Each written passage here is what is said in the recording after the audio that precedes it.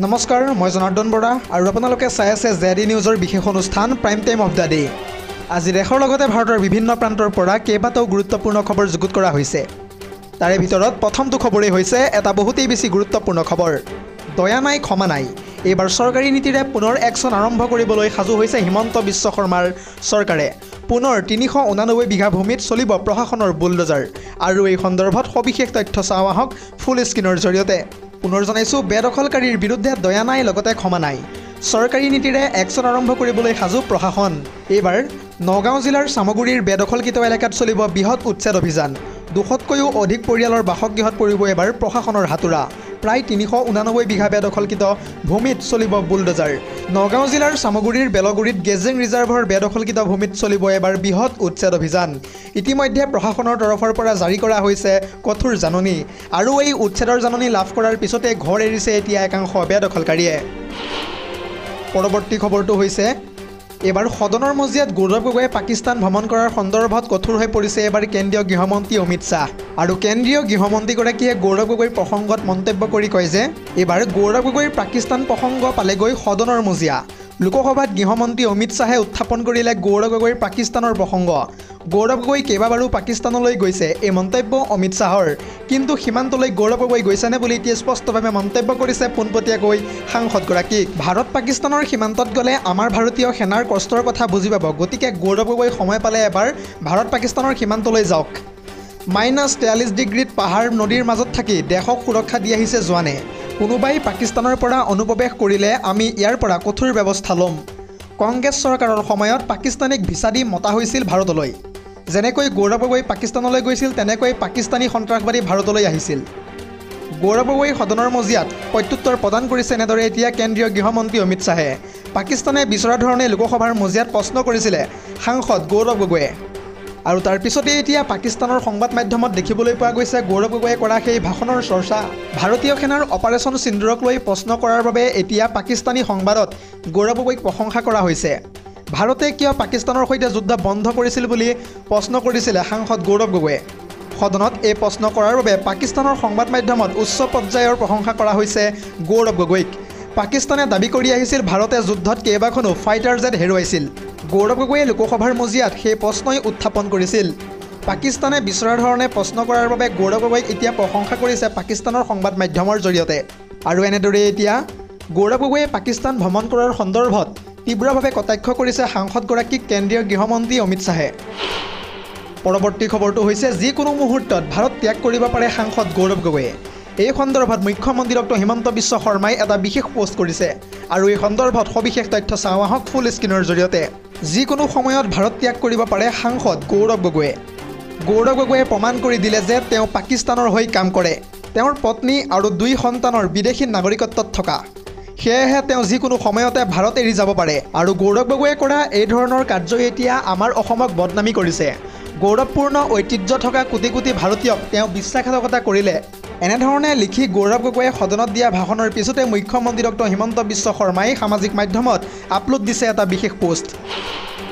পৰৱৰ্তী খবৰটো হৈছে, উচ্ছেদৰ বিৰোধিতাৰে এইবাৰ আগবাঢ়ি আহিছে সংখ্যালঘু সংগঠন। সংখ্যালঘু সংগঠনে এই সন্দৰ্ভত কয় যে মুখ্যমন্ত্ৰী ৰঙাচকুলৈ একেবাৰে ভয় নকৰে মুছলমানে। আৰু এই সন্দৰ্ভত সবিশেষ তথ্য চাওঁ আহক গ্ৰাফিক্স প্লেটৰ জৰিয়তে।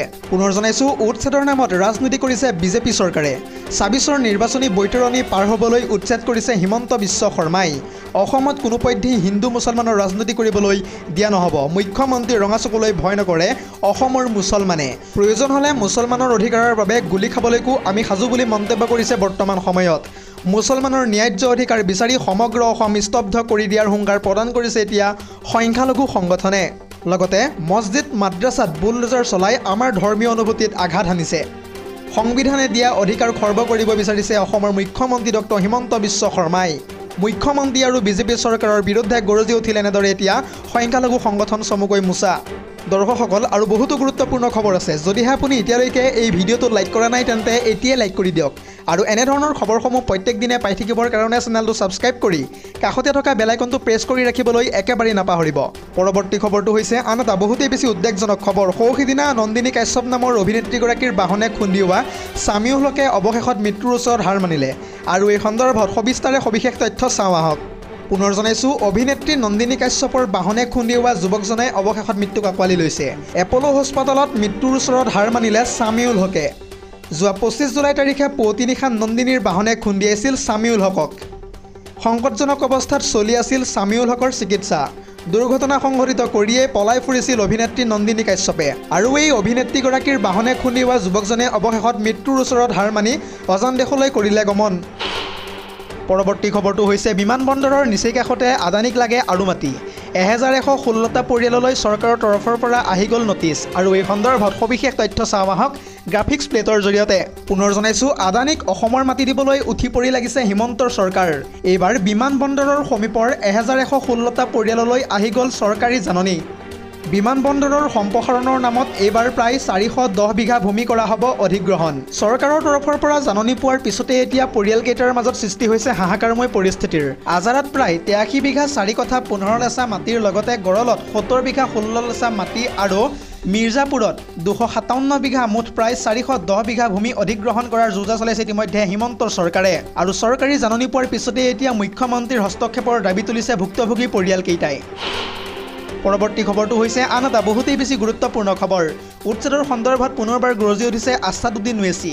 আছাদুদ্দিন ওৱেইচিয়ে এই সন্দৰ্ভত মন্তব্য কৰি কয় যে মিয়া মুছলমানক ভূমি অধিকাৰৰ পৰা বঞ্চিত কৰিছে মুখ্যমন্ত্ৰী হিমন্ত বিশ্ব শৰ্মাই। জুলাই মাহতে 7,000 মুছলমান পৰিয়ালক গৃহহীন কৰিছে হিমন্ত বিশ্ব শৰ্মাৰ চৰকাৰে। ধুবুৰী, লখিমপুৰ, নলবাৰী, গোৱালপাৰাত চলাইছে অমানৱীয় উচ্ছেদ হিমন্তৰ চৰকাৰে।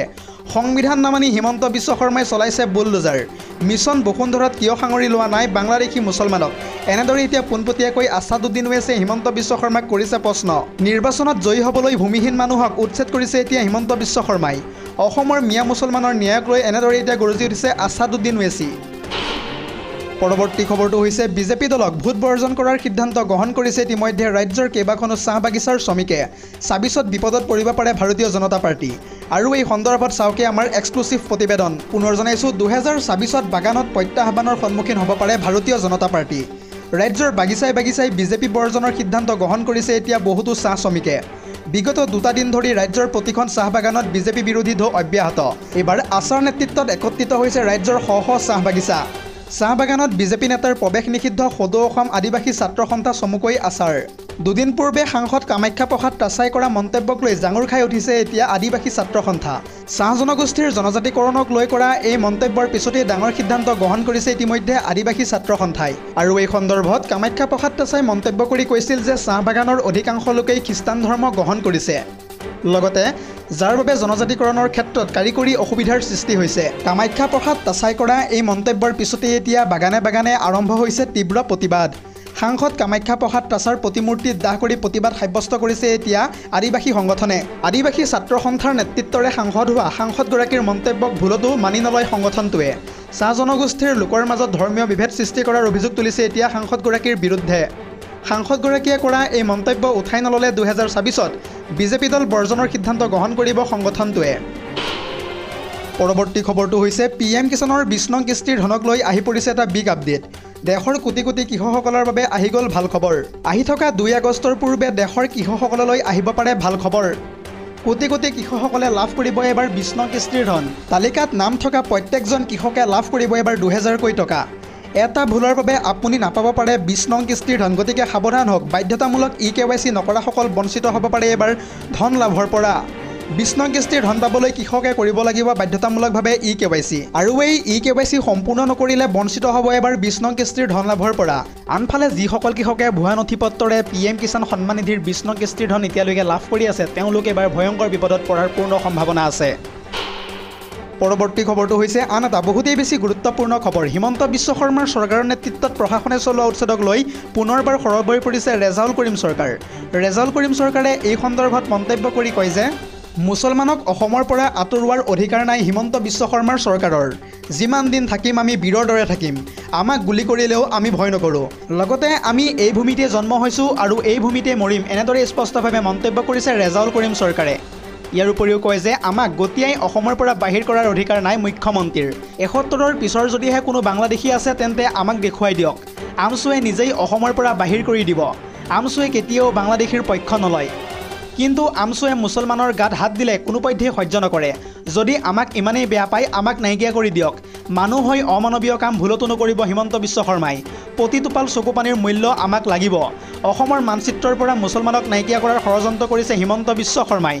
কিন্তু মুছলমান যিমান দিন জীয়াই থাকিব বাঘৰ দৰে জীয়াই থাকিব।